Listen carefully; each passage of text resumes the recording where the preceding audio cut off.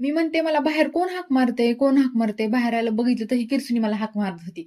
विषय असा झाला, की 1-1.5 तासापूर्वी मी बाहेर किरसुनी घेऊन आले होते झाडायचं म्हणून. पण किरसुनी ठेवून मधनंच घरात गेले. ते घरातच गायब झाले. लक्षातच नाही झाडायचं म्हणून.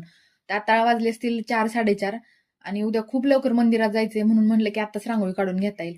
आणि मी तुम्हाला सांगितलं, व्हिडिओ दाखवलं होतं, की मम्मीनी खूप छान सारून घेतलं होतं. असं सारून घेतल्यावर रांगोळी काढायला इतकं छान वाटतं ना, मला तर इतकं आवडतं म्हणजे खूपच. आणि अंगणात फुलं वगैरे आहेत आणि सारवलेलं रांगोळी काढली की इतकं छान वाटतं.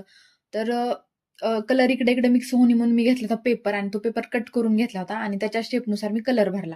आता दरवेळेस गोल रांगोळी, 30-30 रांगोळी म्हणून मी म्हणलं, की यावेळेस काहीतरी नवीन ट्राय करता येईल म्हणून मी चौकोनी रांगोळी काढली आहे स्क्वेअर शेपमध्ये. आणि तुम्हाला इथं व्हिडिओत हे कलर जरा सेम दिसतील, पण हे कलर थोडे वेगळे आहेत. एक कलर आहे निळा आणि एक आहे मोरपंखी आणि मधला एक कलर आहे गुलाबी आणि साईडचा आहे आबोली. आता मला काही एवढी रांगोळीची डिझाईन येत नाही. मेहंदी तर मला काढायलाच येत नाही. पण रांगोळी असंच माझं ठरलेलं पॅटर्न आहेत किंवा डिझाईन आहेत. मी तेवढ्याच काढत असते. आता माझ्यापेक्षा मम्मीला इतकी छान रांगोळी काढता येते ना, पण मी म्हणलं की आज मी काढते. तर अशी काही होती कंप्लीट झाली रांगोळी. मला कमेंटमध्ये नक्की सांगा तुम्हाला रांगोळी आवडली का? आणि संध्याकाळी आलो होतो आम्ही आरतीला.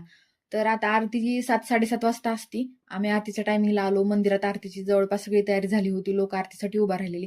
मस्त आरती झाली वगैरे आणि दर्शन घेतलं. तर आम्ही असंच दंडवत घेऊन वगैरे दर्शन घेतो. मंदिरात खूप प्रसन्न वातावरण होतं. छान दर्शन वगैरे झालं आणि नंतर आम्ही घरी आलो. चला भेटू नंतर व्हिडिओमध्ये. तोपर्यंत बाय.